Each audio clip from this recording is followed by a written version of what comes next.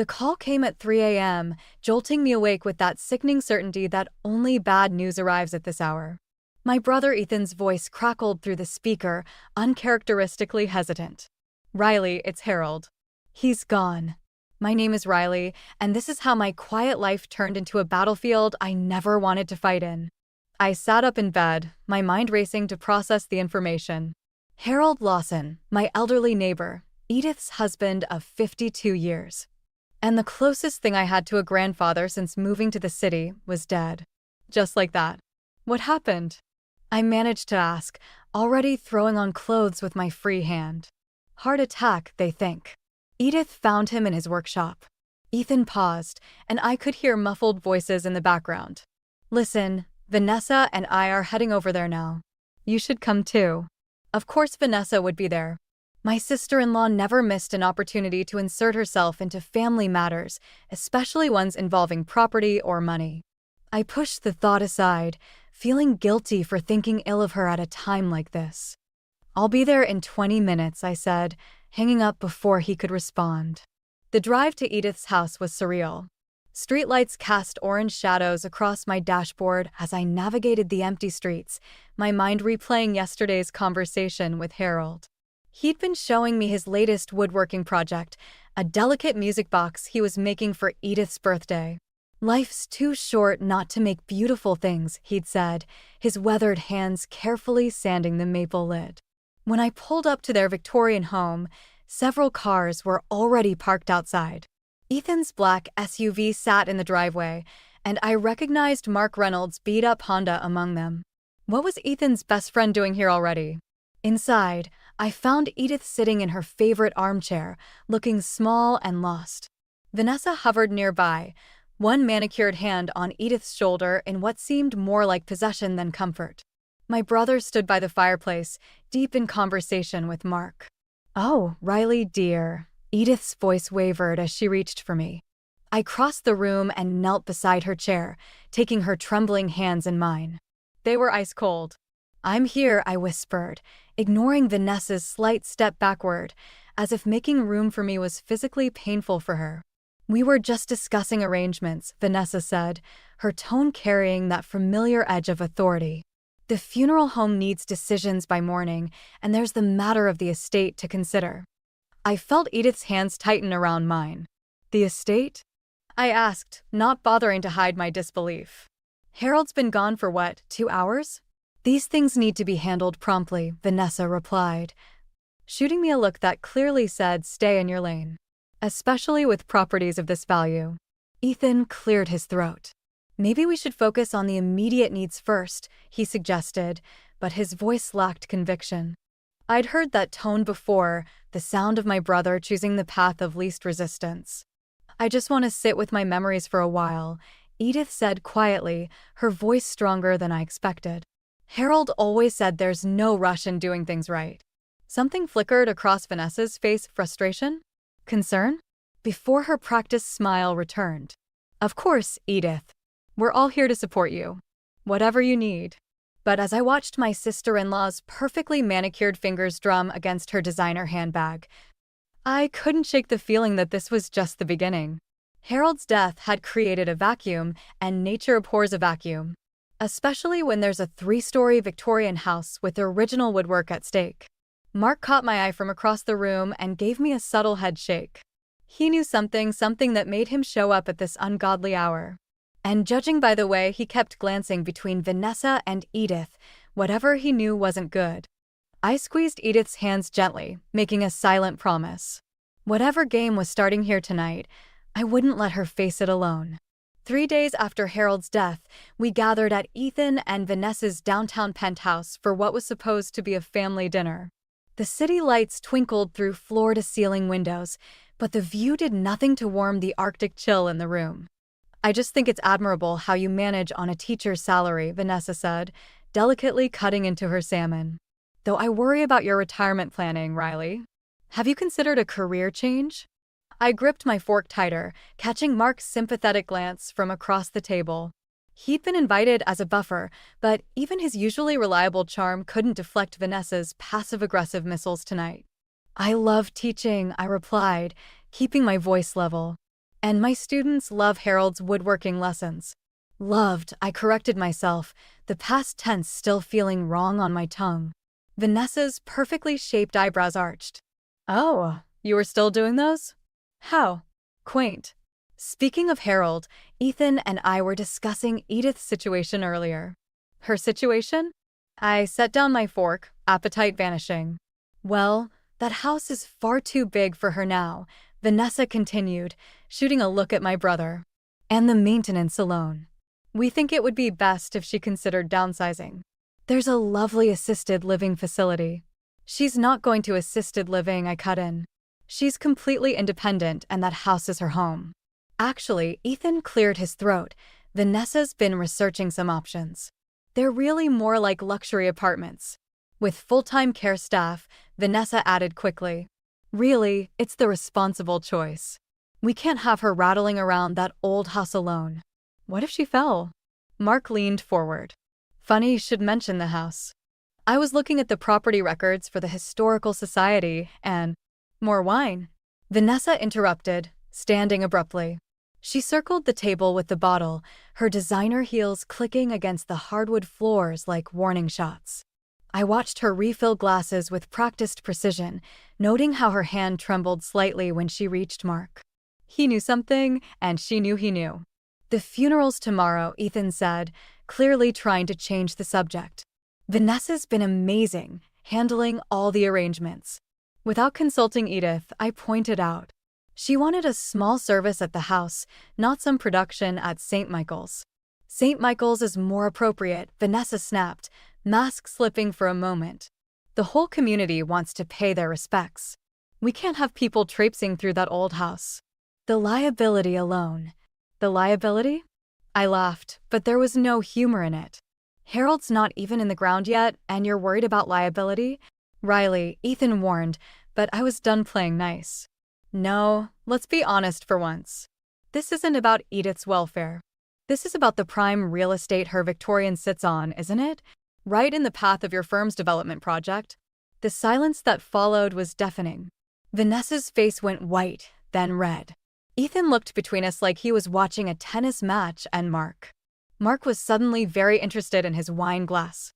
I don't know what you think you're implying, Vanessa said, her voice deadly quiet, but I'm only trying to help. Unlike some people, I actually understand the financial realities of maintaining a property like that.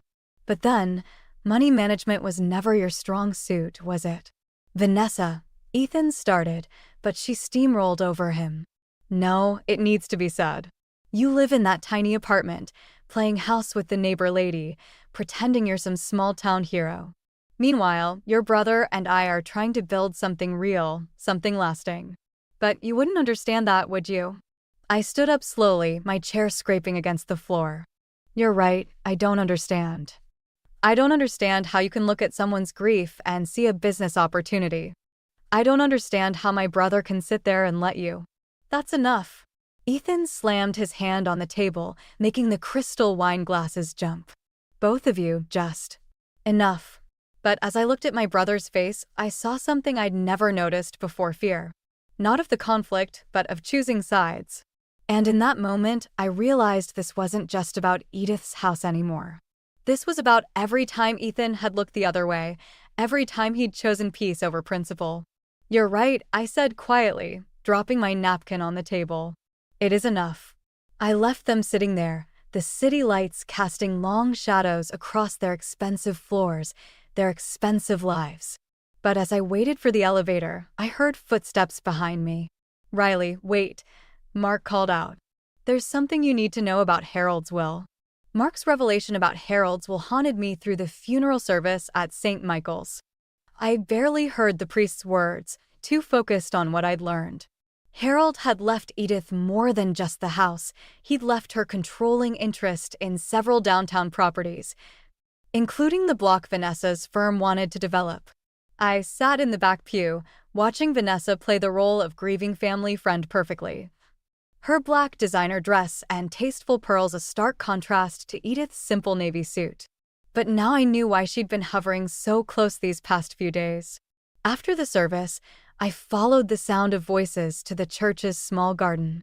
What I overheard made my blood run cold.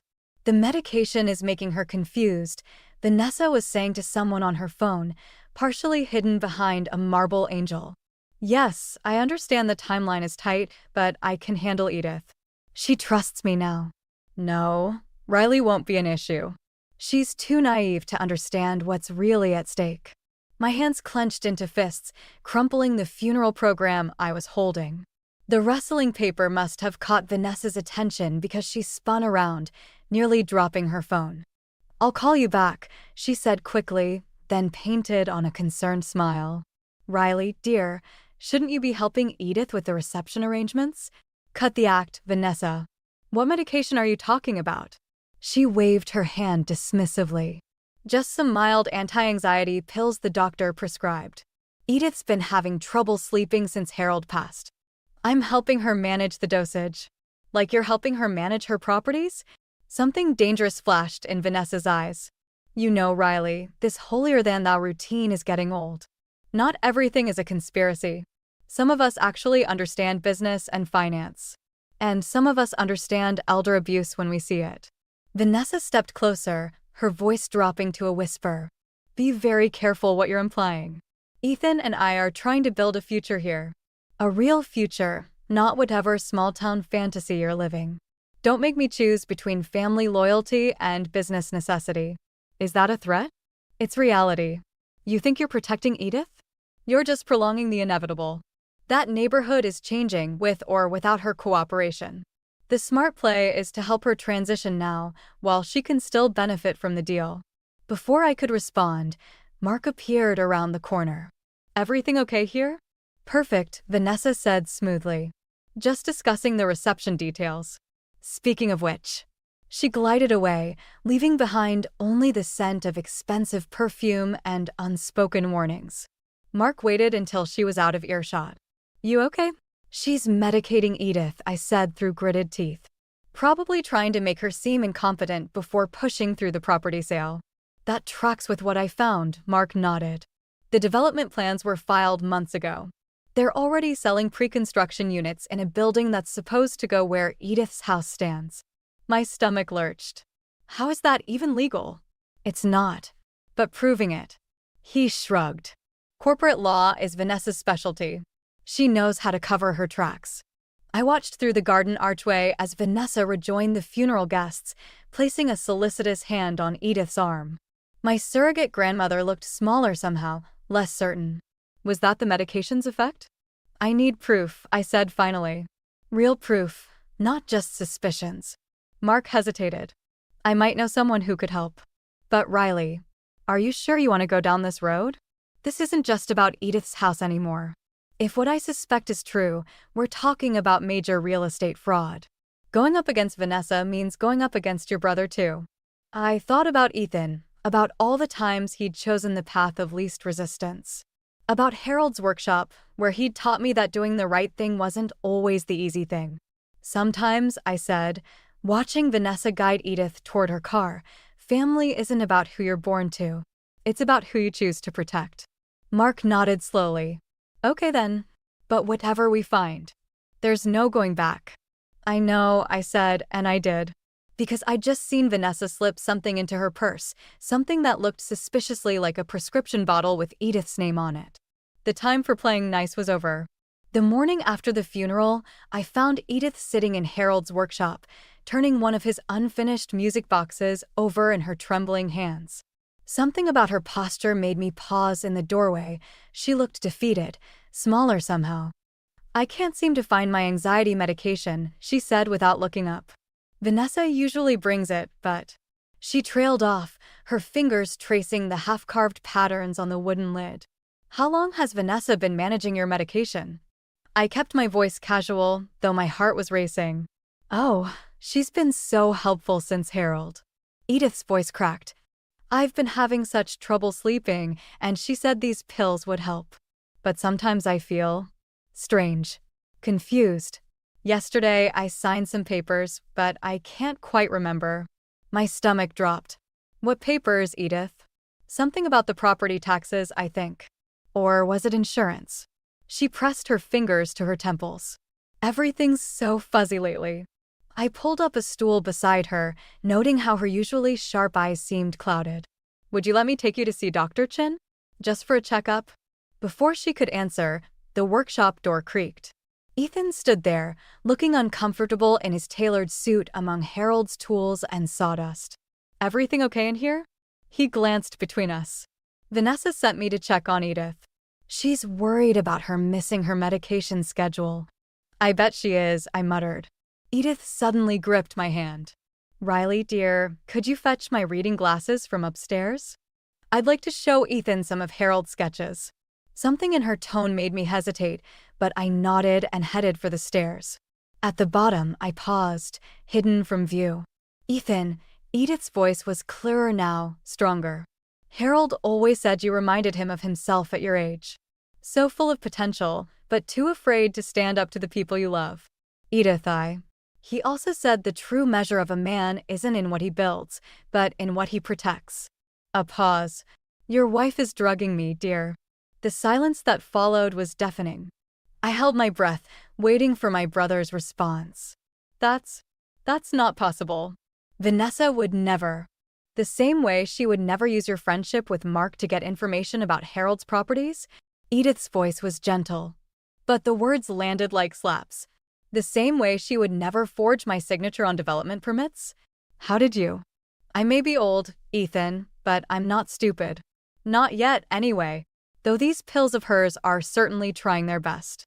The sound of wood scraping against wood, Edith setting down the music box. The question is, what are you going to do about it? I heard my brother's sharp intake of breath, followed by footsteps pacing the workshop floor. If what you're saying is true, God, this could ruin everything. The firm, our reputation. Your sister's trust, Edith added quietly. Though I suspect you've already lost that. More silence, then the sound of the workshop door opening. I need to think, Ethan said, his voice thick. Just don't tell Riley about this conversation. Please. I slipped into the shadows as my brother hurried past, his face twisted with conflict. When I returned to the workshop, Edith was exactly where I'd left her, but something had changed. She looked more alert, more like her old self. I didn't really need those reading glasses, did I? I asked. Edith smiled sadly. No, dear. But you needed to hear that conversation as much as your brother needed to have it. She picked up the unfinished music box again. Harold always said timing was everything, whether you're crafting wood or crafting justice. I stared at her, understanding dawning. You're not confused at all, are you? Let's just say I've been paying very close attention to what everyone's been doing in my house since Harold died. She reached into her cardigan pocket and pulled out a small recorder. And I think it's time we had a conversation about exactly what was in those papers I signed yesterday. The music box sat between us, its unfinished edges catching the morning light, a reminder that sometimes the most beautiful things come from the roughest beginnings. Mark's law office felt too small for the weight of what we were discussing. Edith sat straight-backed in a leather chair, the recorder placed carefully on the desk between us, while I paced behind her. These signatures, Mark said, spreading out the documents Edith had brought, they're good forgeries. Without the recording, it would be your word against theirs. Play it again, I insisted, even though we'd already listened 3 times. Vanessa's voice filled the room. Just sign here, Edith dear. It's all standard paperwork for the property tax reassessment. Then the sound of shuffling papers. And Edith's deliberately slurred voice asking questions that Vanessa smoothly deflected. Power of attorney, Mark explained, tapping the documents. Plus preliminary sales agreements for all the downtown properties, including the house. They're dated before Harold's death. Edith's hands remained steady in her lap. Harold always said Vanessa reminded him of a chess player, always thinking 3 moves ahead.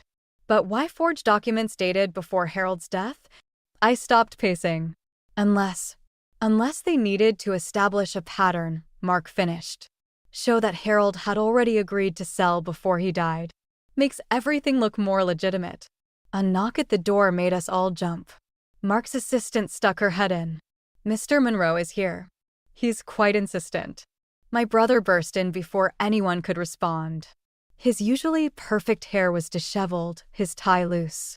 Riley, what the hell? Vanessa just got served with a cease and desist order. Good, I said. That means our lawyer did his job. Ethan's eyes landed on the recorder, then the documents. His face went pale. What are you doing? Protecting Edith. Something you should have done weeks ago. You don't understand what's at stake here, he said, running his hands through his hair. The development project, the investors. This isn't just about Vanessa anymore. If this gets out, people could lose everything. People already are losing everything, I shot back. Or don't the elderly count when there's money on the table? That's not fair. No. I grabbed one of the forged documents. Is this fair? Drugging someone to steal their property? Using their grief as a weapon? Riley, Edith's quiet voice cut through my anger. Show him the other envelope. My hands shook as I pulled out Harold's last letter to Edith. I'd found it hidden in the music box that morning, dated just days before his death. I handed it to my brother. Ethan read silently, his face crumpling. He knew, he whispered. Harold knew what we were planning. He knew, Edith confirmed. And he knew what Vanessa was capable of. That's why he changed his will the day before he died. Changed his. Ethan sank into a chair. What did he do? Mark pulled out another document. He left everything to a trust. The only way the properties can be sold is if all 3 trustees agree. He paused. The trustees are Edith, Riley, and you, Ethan. The silence that followed was thick enough to cut. I watched my brother's face as the implications sank in. Harold had given him a choice: protect his family's legacy or protect his wife's schemes. Vanessa doesn't know about the trust yet, I said quietly. But she will when we file these recordings with the police. The police?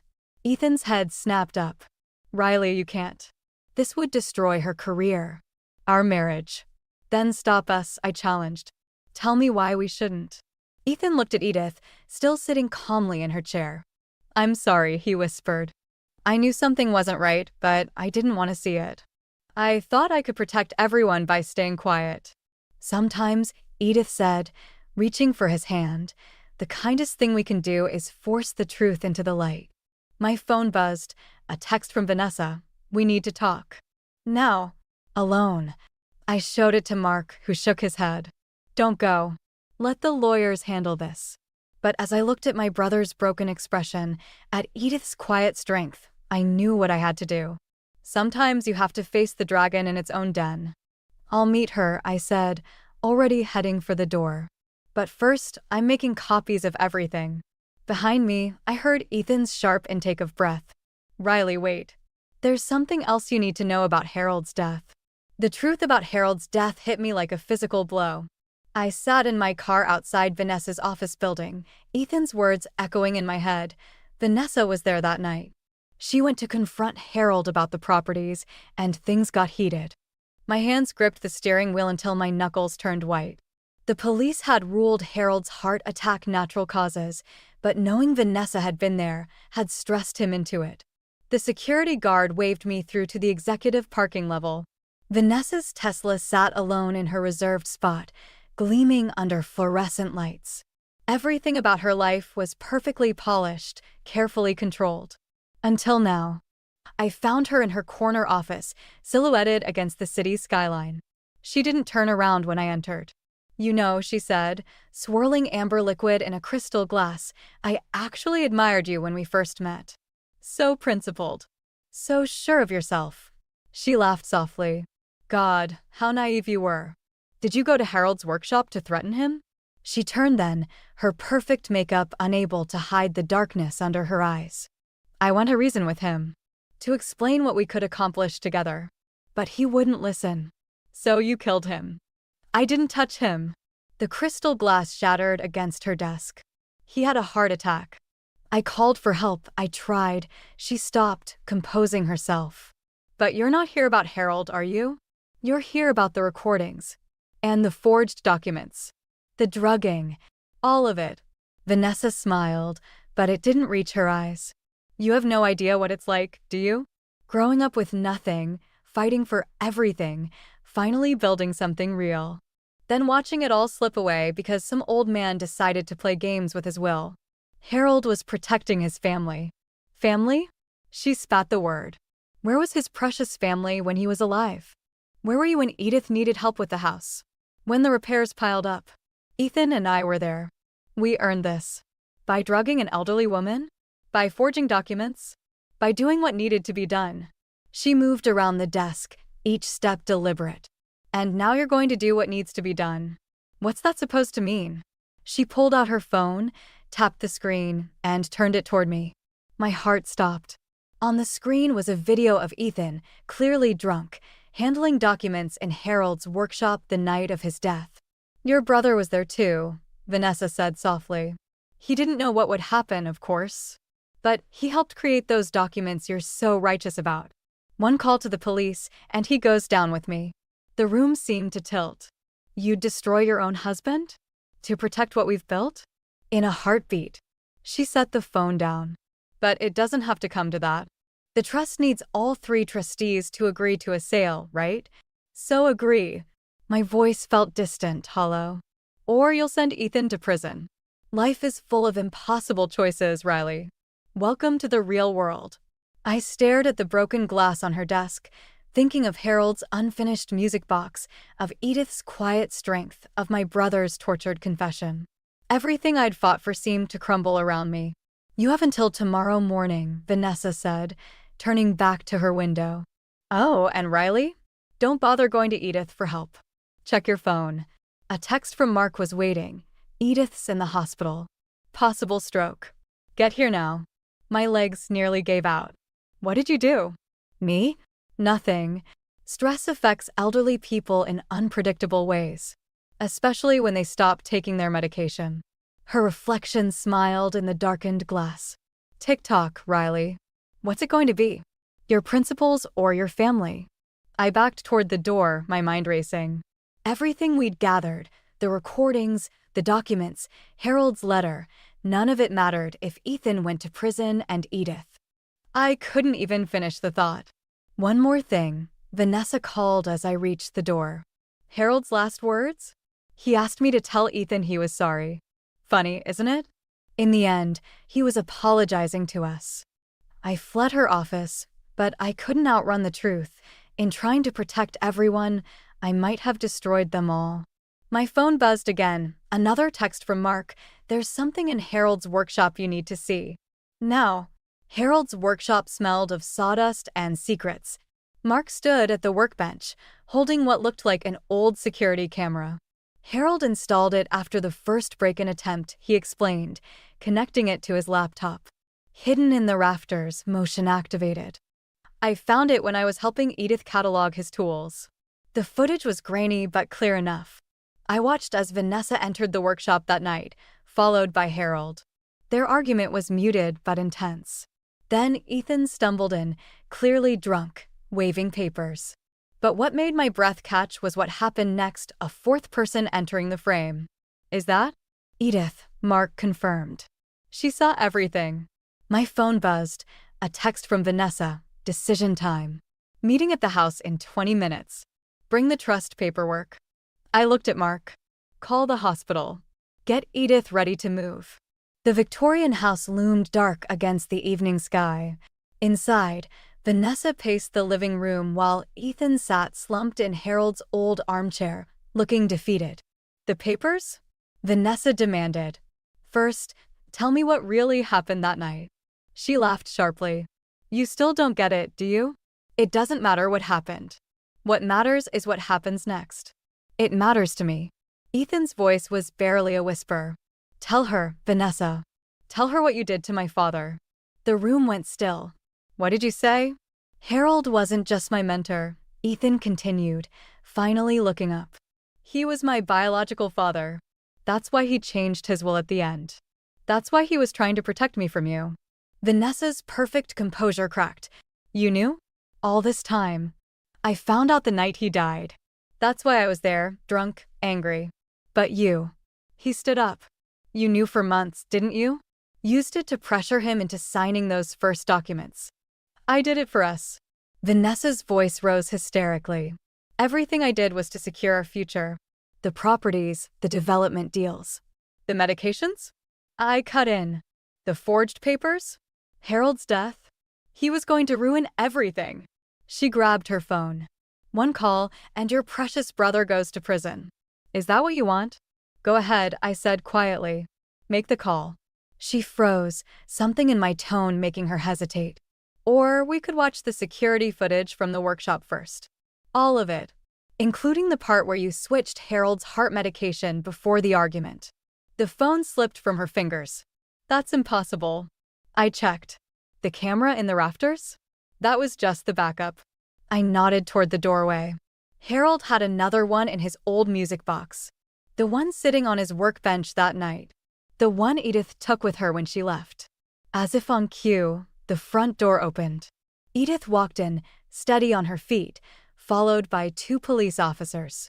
She held Harold's unfinished music box in her hands. No stroke, I'm afraid, she said to Vanessa. Though I do appreciate your concern for my health. The hospital stay gave us time to get everything in order. Vanessa lunged for the door, but Mark stepped in to block her path. It's over, he said gently. She crumpled to the floor, all her careful control shattering. I just wanted to belong, she sobbed. To prove I was worth something.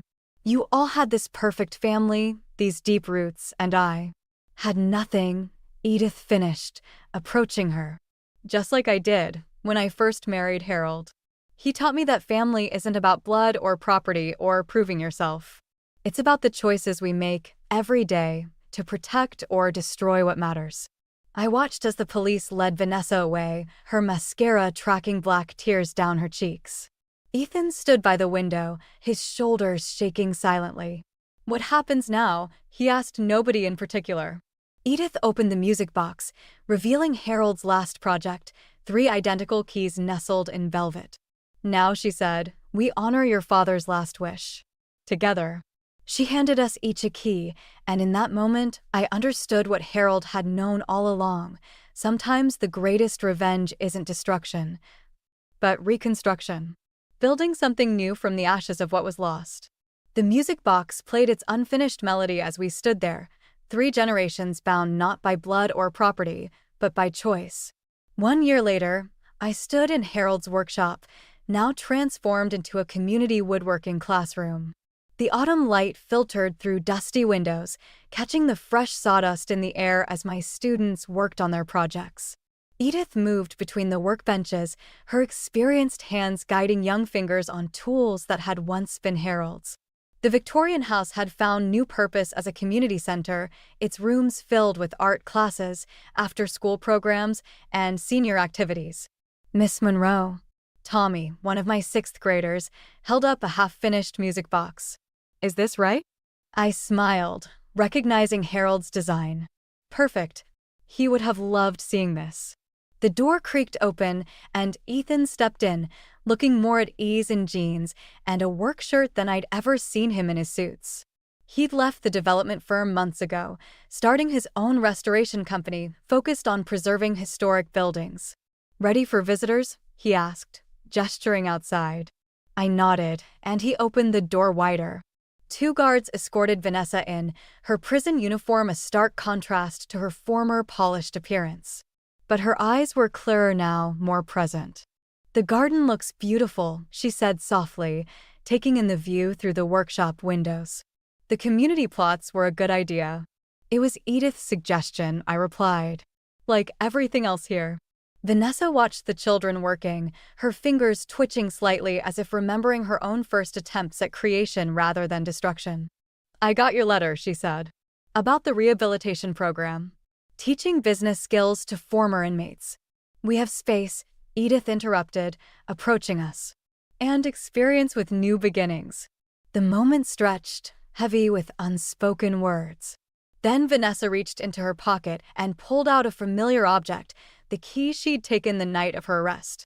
I think this belongs here, she said, placing it on the workbench. I'm sorry it took so long to return it. Edith picked up the key, studying it in the sunlight. Harold always said timing was everything. In woodworking and in life. Speaking of timing, Ethan cleared his throat, Mark's waiting at the courthouse with the paperwork. If you're all still sure about this. We were.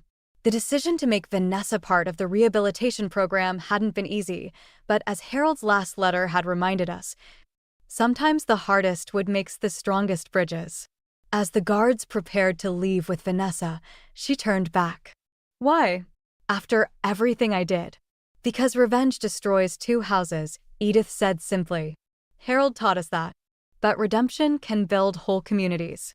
Later, after the students had gone and the workshop grew quiet, I found a small package on Harold's old workbench. Inside was a letter in Edith's handwriting and a single wooden puzzle piece. Dear Riley, it read. Harold left one last project unfinished, a puzzle box he meant for all of us. Each piece holds part of his story, his wisdom. I've given others to Ethan, to Mark, and yes, even to Vanessa. Only together can you understand the full picture. He believed that broken things, when mended with care and purpose, become stronger at the fractures. Your piece reads, the truest revenge is to teach your enemy to build rather than destroy. I held the puzzle piece up to the light, seeing the intricate pattern Harold had carved into it. Somewhere out there, Vanessa held another piece, Ethan another, each of us carrying a fragment of the larger truth. The workshop smelled of fresh sawdust and possibility. Outside, I could hear new voices in the garden, children learning to grow things, seniors sharing stories. A community healing its fractures one small piece at a time. I placed the puzzle piece carefully in the unfinished music box on my desk, the one Harold had started and I was slowly learning to complete. Its melody was still imperfect, but like all works in progress, it carried the promise of something beautiful in its incompletion. Sometimes the best endings aren't endings at all, but doorways to something new. Harold knew that. And now, finally, so did I.